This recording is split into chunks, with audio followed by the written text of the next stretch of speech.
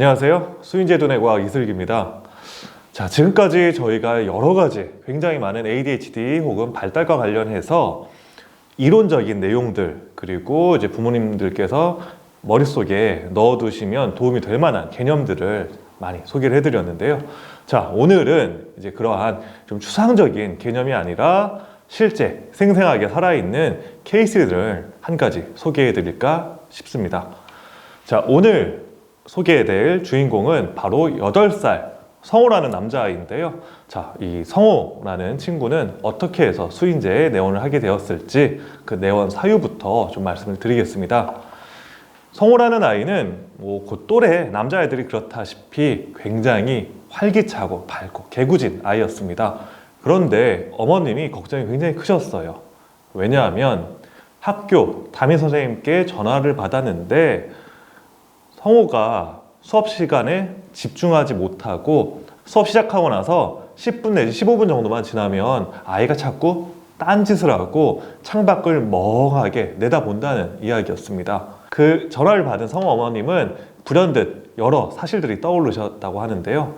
그게 바로 학교뿐만 아니라 이전에 유치원 그리고 어린이집에서부터 사실은 좀 비슷한 내용이 반복되어 왔다는 거예요. 근데 어린이집이나 유치원 때에는 그냥 뭐 성호가 어려서 좀 그렇겠지, 혹은 친구들도 낯설고 선생님들을 낯설기 때문에 적응하느라 시간이 좀 필요할 거야 라고 그렇게 다독이셨는데, 이번에는 초등학교잖아요. 그리고 유치원과 다르게 초등학교에서는 보육의 의무보다는 사실은 교육의 의무가 크기 때문에 아마 그 어머님들 많이 아실 거예요. 선생님들의 그 약간 좀 말하시는 어투가 약간 좀 다릅니다. 그래서 유치원 같은 경우는 정말 이제 아이가 걱정이 돼서 아이를 어떻게 하면은 케어할 수 있겠냐라는 이런 이제 관점이 좀 더 주가 되었다라고 한다면은, 초등학교에서는요, 아이의 문제 혹은 성호의 그런 행동들 때문에 다른 주변에 있는 친구들에게 영향을 줄 수 있기 때문에 뭔가 문제를 해결해야 할 것 같습니다 라는 약간의 조금 어머니 입장에서는 뭔가 내가 성호에 진작에 잡아줬어야 되는 면을 놓친 게 아닐까라는 이러한 좀 일종의 조바심 같은 게 나셨다고 합니다. 그래서 좀 큰 마음을 먹고 센터에 내원을 하셔가지고 주의력 검사와 뇌파 검사 그리고 여러 가지 정서평가 등을 진행을 하게 되셨어요. 그런데 두 가지 성호에게 나타나는 특징적인 면이 있었습니다. 첫 번째는 바로 전두엽의 기능이 실제로 많이 좀 다운되어 있었다는 거예요. 다시 말해서 성호 같은 경우는 전두엽의 각성도가 좀 많이 떨어져 있었는데요. 자, 각성도가 떨어졌다. 이게 무슨 뜻일까요?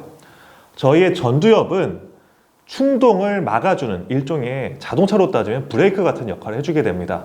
근데 이 브레이크를 밟아주는 힘이 약하다라는 겁니다. 그러면 브레이크 밟는 힘이 약하게 되면 내가 하고 싶지 않은 혹은 멈춰야 되는 행동이 그대로 삐죽삐죽 삐져나오게 되겠죠. 그리고 우린 그런 행동을 충동 억제 능력이 떨어져 있다, 즉 외부의 시선으로 봤을 때는 산만하다 혹은 멍 때린다 라는 다양한 행동으로 나타나게 되는 거죠. 그리고 성호는 바로 그 전형적인 전두엽 각성 저하 양상을 보여주고 있었던 거예요.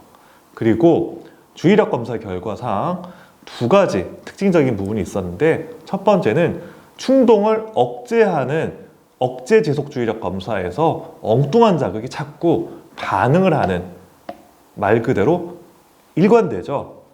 전두엽 기능이 떨어져 있기 때문에 충동에 대한 억제가 많이 힘든 모습을 보였어요. 또래 친구들하고 비교를 해봐도 엉뚱한 자극에 반응하는 빈도가 현격하게 높았다는 겁니다. 그리고 두 번째 특성은 아이가 반응하는 속도가 조금 느릿느릿했어요. 또래 아이들에 비해서 상당히 늦게 한두 템포 정도는 느린 반응을 보여줬는데, 아니 평소에 그렇게 개구지고 활기찬 아이가 왜 이렇게 반응이 느릴까? 성격이 느긋해서 천천히 누르지는 않았을 거잖아요.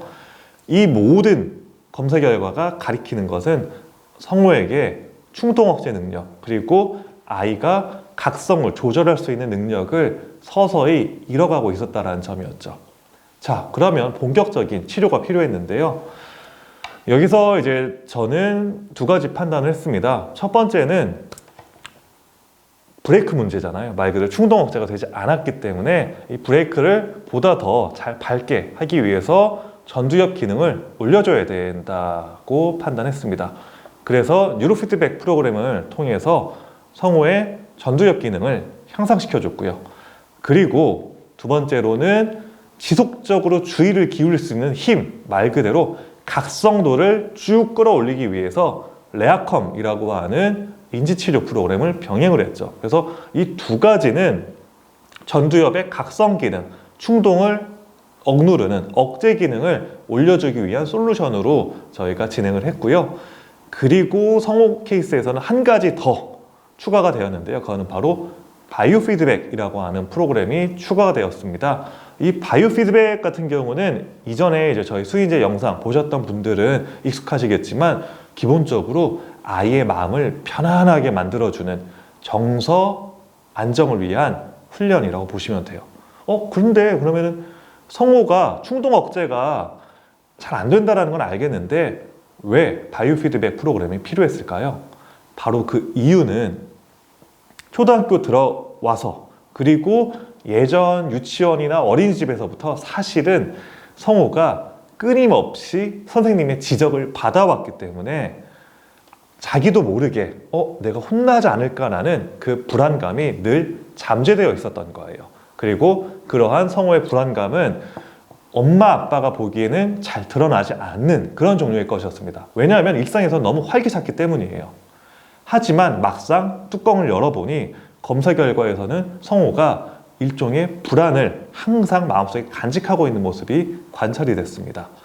따라서 모든 문제를 해결하기 위해서는 차곡차곡 계단을 쌓아나가는 방법이 중요하겠죠. 그래서 가장 밑바닥에 성호의 마음이 조금 더 편안해질 수 있도록 불안을 잡기 위한 바이오 피드백이 진행이 됐고 바로 그러한 안정된 정서를 기반으로 해서 각성도, 말 그대로 주의력을 지속적으로 유지할 수 있도록 뉴로 피드백과 레아컴 프로그램이 진행이 됐던 겁니다. 그리고 3개월이 지난 후에 결과는 굉장히 놀라웠습니다.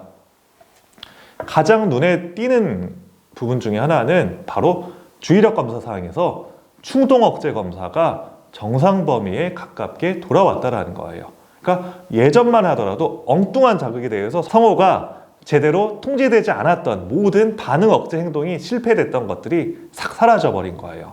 그래서 1차적으로는 주의력 검사 결과에서 눈에 띄는 결과가 보였고요. 그리고 또 한 가지 느릿느릿한 반응이 또래만큼 빠르게 그리고 일관되게 많이 잡혔다는 겁니다. 그리고 이 결과는 단순하게 검사로만 나타나는 건 아니었습니다.